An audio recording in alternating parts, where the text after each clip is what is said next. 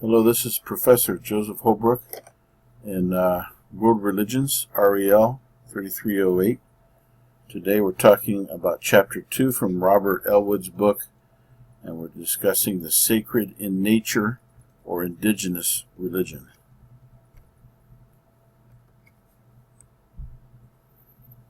So the indigenous religions represent the first faiths, according to most historians of religion and scholars believe that before the major world religions came into existence, that during the Paleolithic era or the Stone Age, that in what is referred to as indigenous religions, or others refer to as shamanism, Mircea Eliade refers to it as the cosmic religion, that this type of religion was common among Stone Age peoples.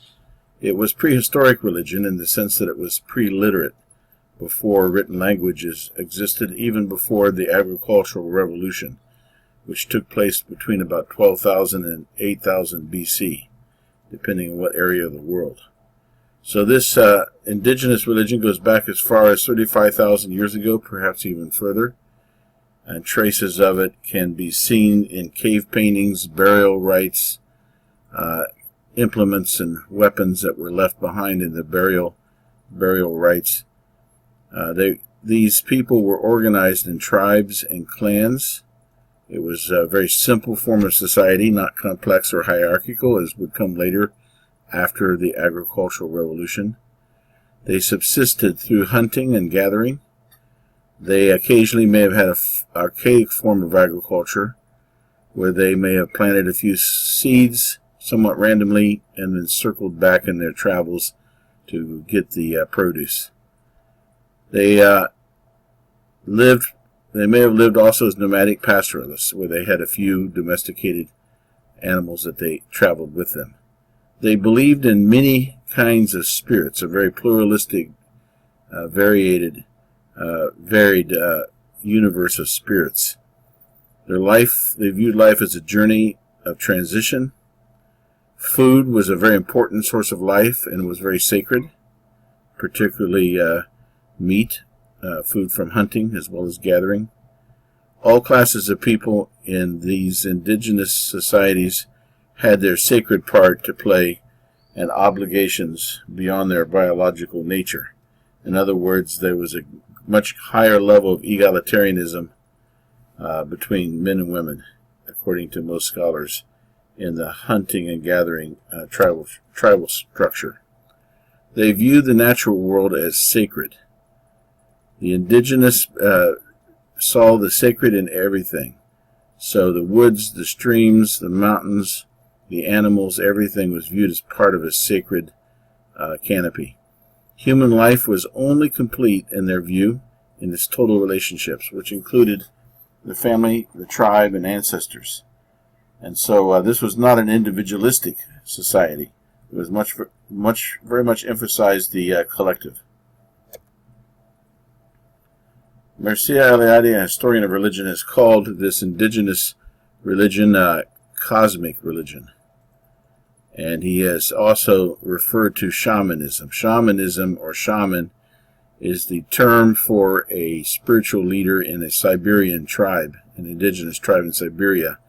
But it has come to be applied pretty much globally to a certain type of healer and religious leader, spiritual witch doctor, if you will, that exists in most all indigenous societies.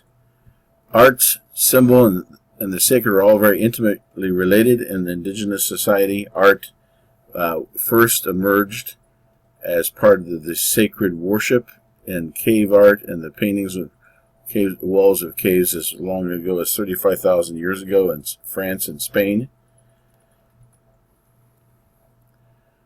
The hunter-gatherers celebrated the hunt. They sought the guidance of deities to sources of food and shelter. They celebrated festivals of seed time and harvest, and they venerated nature. Shamanism is travel in a trance to heaven or the underworld to recover stray or stolen souls. In general, it's also intercession with the gods. Shamanism is performed to invoke the fundamental sacredness of nature and humanity's role.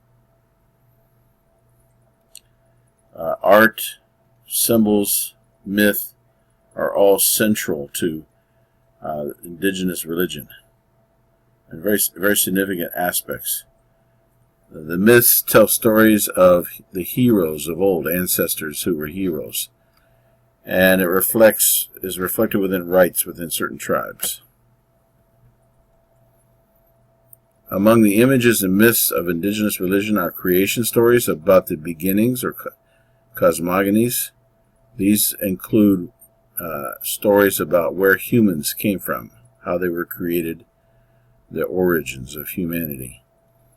The common theme among these indigenous myths is that the world was made good, but something has gone wrong. You see this even in Genesis, in the Jewish mythology.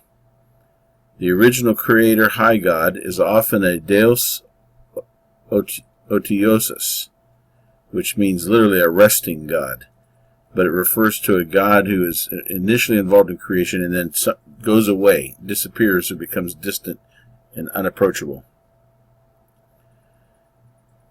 These myths contain concepts of the origin of human separation from the Creator. There's a common theme, and that is humans have become separated from their Creator, and that there's this unapproachable gulf between the Creator God and humanity.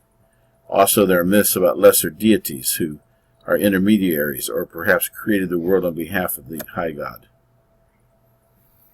Also, indigenous religions tend to honor ancestral spirits. The idea of the soul living apart from its dead body is revealed in these traditions of ancestral spirits. So the ancestor dies, their body is buried or burned, but the soul lives on. In this Stone Age primitive concept, the spirits of the dead remain active in the world, according to this thinking. Oftentimes there's a concept of the reincarnation of ancestors. Also, in indigenous religions or shamanistic religions, life is seen as a journey of initiations. So, initiations or life changes, transitions in life stages become very important, and meaningful signs of status are bestowed along with the deepest mysteries of life. These would include birth and death, marriage, adulthood. Initiations enhance, ratify, recapitulate, and prepare the person for their role. One example would be male circumcision rituals when the young boy becomes a man, and this tends to mimic female menstruation transitions. These initiation rites sustain the tribe as coexistence with cosmic reality. Shamans are very important in this concept of indigenous religions. So we want to look at the definition of a shaman, which we've alluded to already, the preparation and training and the practices of shamans. So the definition would be that a shaman is above all one who practices soul travel and moves freely among the spirits, usually in order to intercede on behalf of his or her people. The term shaman comes from a Siberian tribe, and shamans often experience states of trance and ecstasy.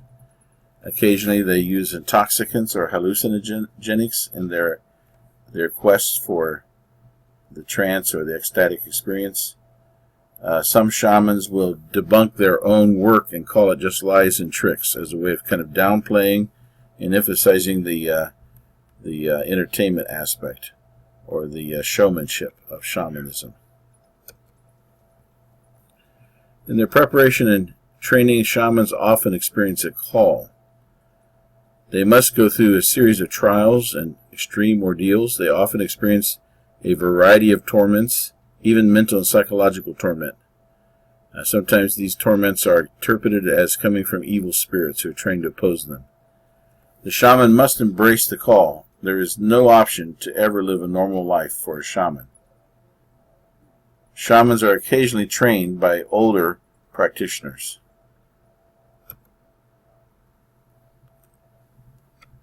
shamanistic practices. First and foremost, the spiritual world must be mastered or it will destroy the future shaman. It's an example of do or die, all or nothing. The novice must pass through a catharsis, a virtual death and a rebirth. There is also an element of showmanship, even trickery that must be learned. Techniques. There are traveling shamans and there are possession shamans. One of the examples that the book gives are blind girls that are trained and become female shamans in Okinawa among the Japanese and Shinto. Among the indigenous hunters, there were symbols of the divine. Hunting became a part of the religious life. Hunting animals was an act of interplay with spiritual forces. It was not at all like today where we have massive slaughterhouses that produce chicken or hamburgers for Wendy's chicken for Colonel Sanders or Pollo Tropical, where there's a mass production element and an element of detachment from animals. And the indigenous hunter was very intimately connected with his prey, and the animals are treated with spiritual respect. Among gatherers, they reveal a reverent attitude to the land. They emphasize the interplay between nature and the spirit world. They're dependent on plant food and small animals. Indigenous farmers gave, with the change in agriculture, gave more importance to the earth, goddess, and cyclical time. Planting seeds and domesticating animals became important and signified a change in religious attitude. Agriculture leads to death, rebirth symbolism, and there was a sense of guilt or remorse that accompanied a sense of fall from hunter-gatherer innocence to agricultural societies which ripped open the Mother Earth in order to plant their seed. This was the rise of the death for life principle. And so the social impact of agriculture was immense. The agricultural economy supported more than just the farmers, reaching traders, rulers, priests, scholars, and religious products in a new agricultural economy, and it resulted in an elaborate polytheism, commerce, taxation, and control, market, roads, irrigation systems, the writing of sacred scripture and new languages, the fruits of leisure for priests, scholars, and philosophers, and it had a huge impact on women's roles in society. As we referred to, the women became more structured or limited in their roles in a hierarchical social system that was more complex and more specialized. Women's lives became more restricted and subordinate, and this led to something that is called the patriarchal revolution. In many ways, we're still living in the age set in motion by the development of agriculture. Until the 20th century, most people still lived their lives close to the soil and the seasons. Today, developed societies are finally moving away from the farming world into a truly urban world of computers and technology, the clouds, social media. Perhaps there will be another religious transformation as radical as that which characterized the transition from hunter-gatherers to agricultural societies. Or perhaps there is wisdom in the indigenous peoples of the earth who continue to live close to the land and see the sacred in nature. So the summary is that indigenous religions are vast and complex, but they have certain basic themes in common. The relation of humanity to nature, concerned with the soul or spirit as a primary concern, the importance of initiations leading to social cohesion, the role of the shaman, the hunter's sense of dependence on animals, the gatherer's sense of dependence on the natural world, agriculture perceived as a fall from a pure, innocent state, and agriculture giving rise to a patriarchal revolution. So that is we have concluded with Sacred in Nature, Chapter 2, Indigenous Religion, and Robert Elwood's book, Many Peoples, Many Faith. I hope you'll read the chapter, and we'll continue with Chapter 3 next week.